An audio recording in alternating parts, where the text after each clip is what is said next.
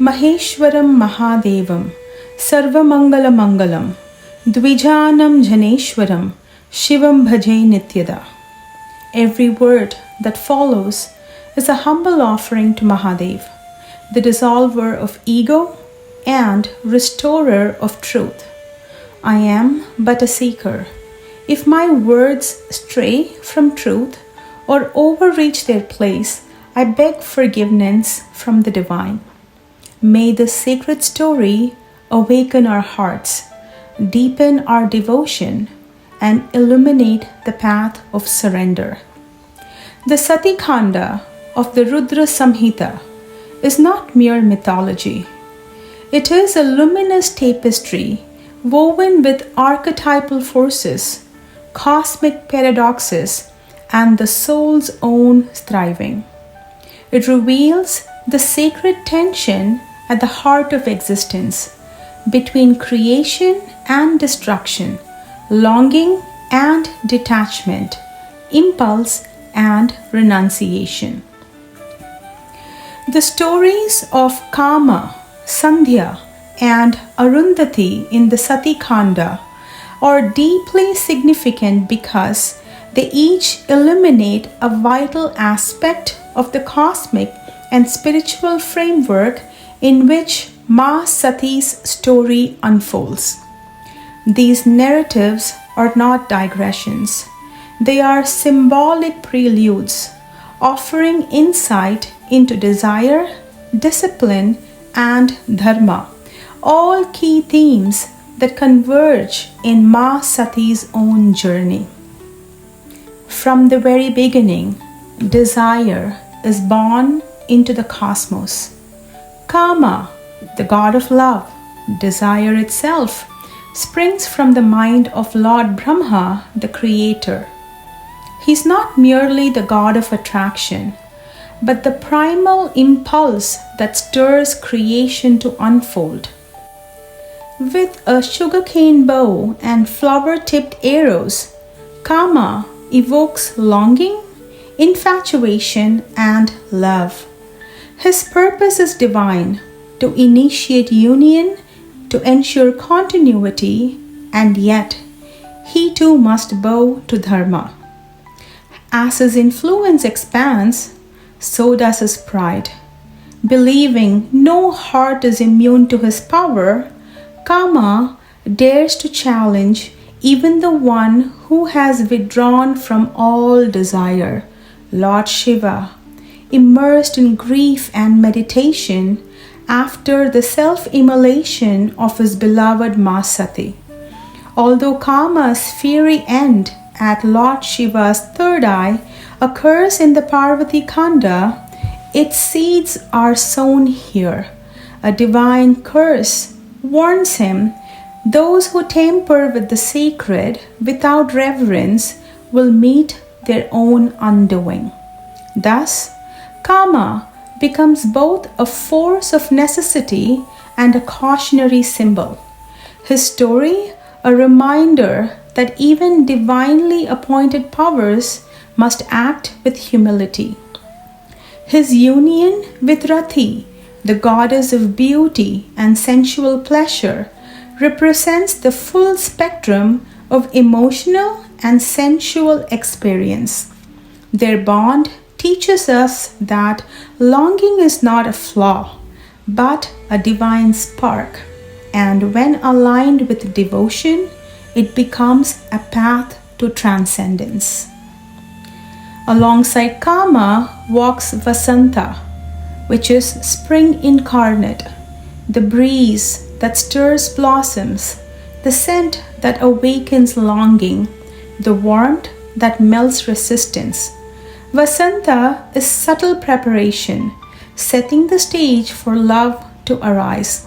Vasanta teaches us that transformation often begins in silence, like the first green bud before the bloom. In contrast to this gentle awakening stands Sandhya, twilight herself. Created by Lord Brahma, she symbolizes the liminal space between light and darkness. When Lord Brahma momentarily falters before her beauty, he blesses her with self-awareness and instructs her to undergo tapasya, not as a punishment, but as purification. In the forest, Sandhya chants, Om Namah Shankarayeti, Om Mityantena Santatam, Mauna Tapasya Prarambham, Tanme Nigadata Shranu. The continuous chant of Om Namah Shankaraya, beginning and ending with Om, marks the commencement of silent austerity. Moved by her sincerity, Lord Shiva and Agni bless her. She asks not for pleasure but for liberation. Some texts say she enters the sacred fire and is reborn as Arundhati, who later becomes the devoted wife of sage Vasishta. Whether literal or symbolic, this rebirth marks her transcendence, a soul shaped by longing, refined by tapasya, and reborn in wisdom. Arundhati becomes the embodiment of Pativrata Dharma, the highest ideal of loyalty, spiritual companionship, and shared purpose. Her union with sage Vasishta is not attachment, but conscious partnership. Even today, in some traditions, couples are shown the Arundhati star during weddings as a symbol of fidelity grounded in dharma. Together, these stories build a spiritual framework for the deeper meaning of Maa Sati's life and sacrifice. Kama, desire. Desire is sacred but must be humbled by wisdom. Sandhya, austerity. True power comes from discipline and purification. Arundhati, dharma. The highest relationships are rooted in shared purpose. They show that desire, discipline, and devotion are not opposed forces. They are different stages of spiritual evolution. And now, the path leads us to Maa Sati, the complete form of Shakti, she who nourishes, sustains, and dissolves the universe, the animating force behind all that moves. Lakshmir Nama Hare Patni, Brahma Patni Saraswati, Purna Rupa Sati Nama, Rudra Patni Bhavishyati. She who is known as Lakshmi, consort of Hari, and Saraswati, consort of Brahma, shall in her complete form be known as Sati, the consort of Rudra. Maa Sati, the divine feminine, born to Daksha Prajapati. Though she entered the world through lineage, her heart was never bound by it. From childhood, her soul sang only one name, Lord Shiva, the ash-smeared ascetic, the destroyer of illusion, the eternal yogi. Yada jagau sugitani, Shiva bhalyo chitani sa, tadastanum haram rudram, samsara smarashasanam. Even as a child, singing sweet songs, Maa Sati's heart dwelt upon Lord Shiva, the destroyer of desire. Against all expectations, she chose Lord Shiva. Their marriage was not merely a union of bodies or clans, but of principles, the Purusha and Shakti, consciousness and energy, merging into divine play. They roamed the forest and peaks, beyond form, beyond convention. Their love transcended body and ritual, becoming the very pulse of the cosmos. Even the divine are tested. For in the universe of bhakti, devotion is the highest dharma. One day, Lord Shiva, in humility, bows to Lord Rama, the Lord in human form. Purna kamo varadhinam pranamatsamudahara Ramam Brahmantam Vipine Salakshmanam Udharadhi. This verse reveals the humility of Lord Shiva, who, despite being the Supreme himself, bows down before Rama, an avatar of Mahavishnu in human form, veiling the eternal. Maa Sati questions this devotion. She takes the form of Maa Sita to test Lord Rama. But Lord Rama, all-knowing, greets her with reverence. O Mother, why do you wander alone without Lord Shiva? In that moment, Maa Sati realizes her transgression. Though Lord Shiva continues to walk beside her, the spiritual bond is strained. A silent fracture forms, one that foreshadows a cosmic storm.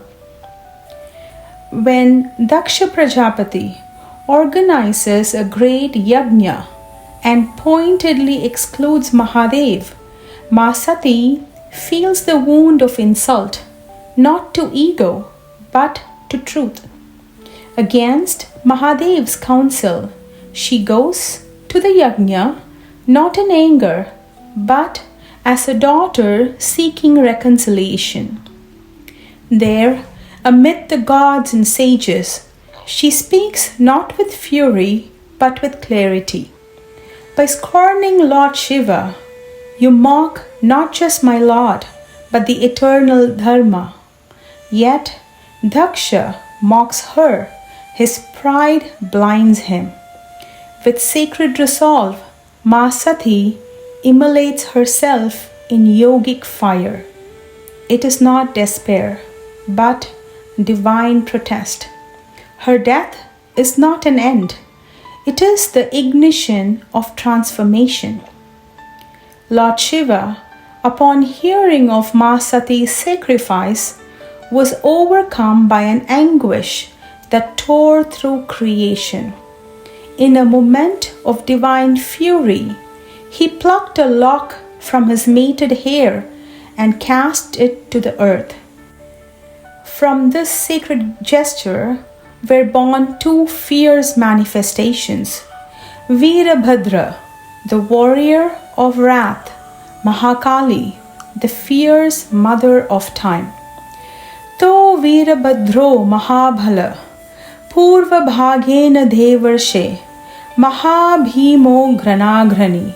From Shiva's locks emerged Veerabhadra, mighty and fearsome, the leader of Lord Shiva's hosts. Veerabhadra, a terrifying yet righteous force, descended upon the yajna. With divine rage, he destroyed the ritual ground. Daksha was beheaded, the fire extinguished, pride shattered. This was not destruction for its own sake. It was a purification, a restoration of sacred order, a warning that ego and exclusion have no place in divine worship. One should stand with dharma, not ritual for its own sake, but the cosmic truth that governs all. Daksha's pride disrupted it. To restore harmony, one must choose righteousness over hierarchy. Even Mahavishnu stepped forth to affirm, destruction paves the way for renewal, but balance must follow. This moment reveals a deeper teaching. True loyalty lies with justice, not with custom or authority. Rituals without humility is hollow. The Devas sought out Lord Shiva, who emerged from his meditation, serene yet blazing with divine power. Lord Shiva spoke with cosmic wisdom. Dakshasya yajna bhango yamna kritasya maya kvachit param dveshti paresham yadatmanas tadbhavishyati. Lord Shiva said, I did not destroy Daksha's yajna, but hatred towards others ultimately returns upon the one who harbors it. With a gesture of boundless compassion, Lord Shiva forgave Daksha, restoring him to life with a goat's head, a powerful symbol of ego's death and humility's rebirth. The yajna was completed, now infused with sincerity, and Lord Shiva was rightly honored. In this, the cycle found its completion, destruction giving way to renewal, pride transforming into devotion. Maa Sati's sacrifice, though tragic, plants the seed for rebirth. She will return as Maa Parvati, the daughter of the Himalayas, embodiment of will, devotion, and divine grace. In that form, she will reunite with Lord Shiva and complete the eternal dance of love and liberation. The Sati Khanda is more than a tale. It is a cosmic mirror reflecting the journey of every soul. Desire kindles movement. Restraint teaches transformation. Renewal whispers readiness. Sacrifice breaks illusion. Compassion restores harmony. Forgiveness is the highest expression of divine power. To love is sacred. To surrender is liberation. To burn with truth, even at the cost of your own body, is the highest offering. Maa Sati's courage and Lord Shiva's compassion remind us that the soul's deepest allegiance is not to social form, but to the divine truth within. Let the fire of Maa Sati light our hearts. Let the wisdom of Mahadev guide our steps. Let us remember that devotion is greater than ritual, truth greater than tradition, and forgiveness the highest power. May Mahadev bless us all. Keep seeking, keep chanting, keep surrendering. Om Namah Shivaya.